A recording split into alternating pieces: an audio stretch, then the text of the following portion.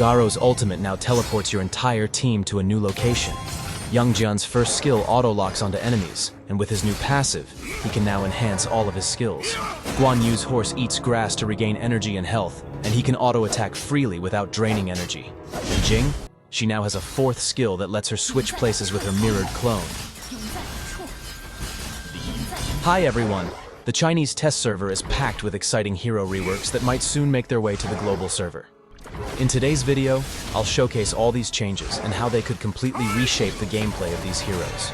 So, without further ado, let's get started. Alright everyone, first let's dive into the exciting rework for Youngjian. The core idea now revolves around building up power through combat. Think of it like charging up. Every time Youngjian damages enemies with his basic attacks or skills, he accumulates toughness. Now, when this toughness bar is completely full and he's actively fighting an enemy hero, he unleashes his heaven and earth state. This transformation briefly knocks back nearby enemies, significantly boosts his basic attack range, gives him a hefty chunk of extra maximum health and physical attack, and even enhances his other abilities while active. It's his big power-up moment. But that's not all. His passive adds consistent damage and sustain. After using any skill, Youngjian's very next basic attack becomes enhanced.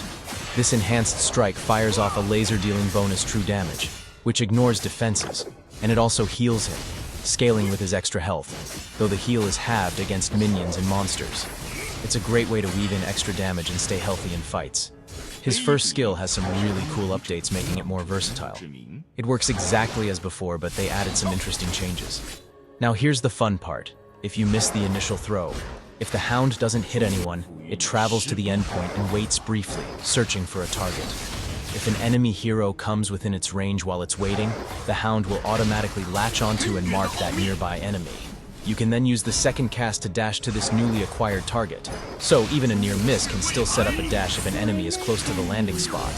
And if no enemy comes near the waiting hound, you can still walk close to retrieve it. And doing so cuts the skill's current cooldown by 50%. This makes the skill much more forgiving and opens up more plays. Overall, this rework pushes Youngjian towards being a more dynamic fighter who builds momentum, excels in extended engagements where he can activate his heaven and earth state, and has significantly more versatile and forgiving options with his trusty hound. Moving on to Garo. In the global server, Garo already received a nerf on her ultimate, and let's be honest, current ultimate is not really her strong point.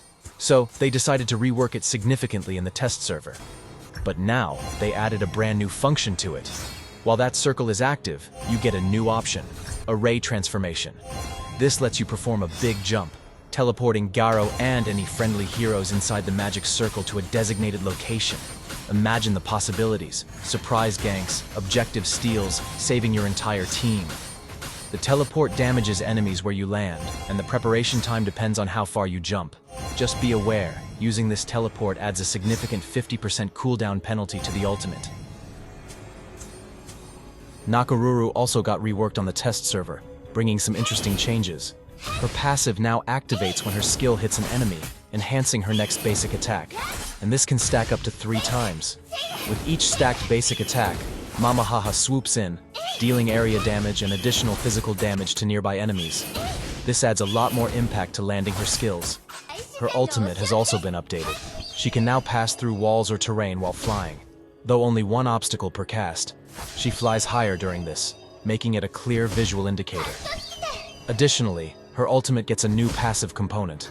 After being out of combat for 4 seconds, Nakaruru summons Mamahaha to fly alongside her, granting a 10% movement speed boost, and enhancing her next basic attack into a short forward dash.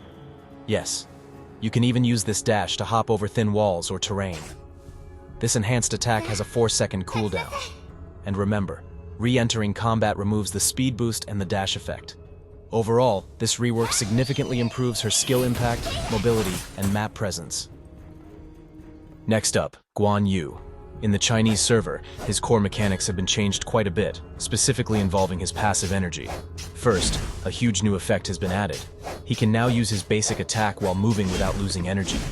This is massive because Guan Yu can finally weave in basic attack damage consistently without stopping his horse's momentum or halting his energy regeneration, which was a major limitation before. On top of that, if you do stop moving, his energy now depletes more slowly than before. This gives you a bit more breathing room and makes maintaining his passive state slightly less demanding. Now let's talk about the most unique part of the rework. Guan Yu's horse can eat grass.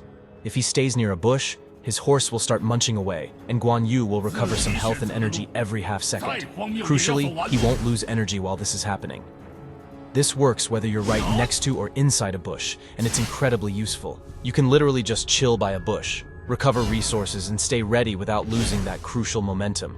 If this rework comes to global, I seriously think Guan Yu could become way more popular in ranked games.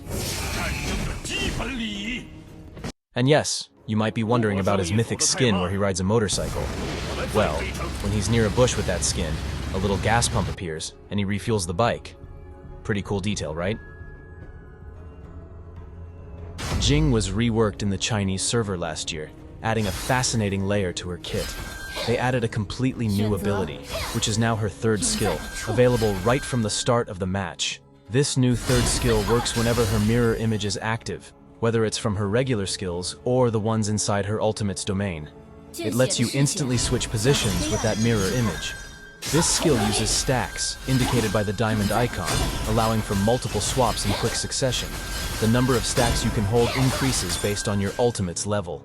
You can use this to dance back and forth between your real body and the clones, making Jing incredibly elusive and unpredictable. Imagine the outplays dodging skill shots, confusing enemies, or suddenly appearing right next to a target. It makes Jing's positioning even harder to predict and adds huge versatility.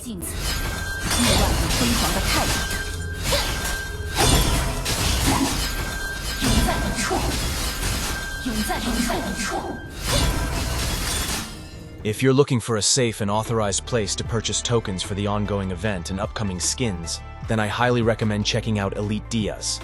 They offer up to 30% savings on every token purchase, which is a great deal. Plus, it's fast, secure, and super reliable. For a hassle-free way to get your tokens, make sure to visit their website. The link is in the description and pinned comment below. So, what do you think about these massive reworks? Which one are you most hyped for, or maybe even worried about? Which one do you want to see hit the global server next? Let me know your thoughts down in the comment section below. Leave a like if you enjoyed this breakdown and subscribe for more Honor of Kings content like this. As always, thank you for watching, and I'll see you in the next one.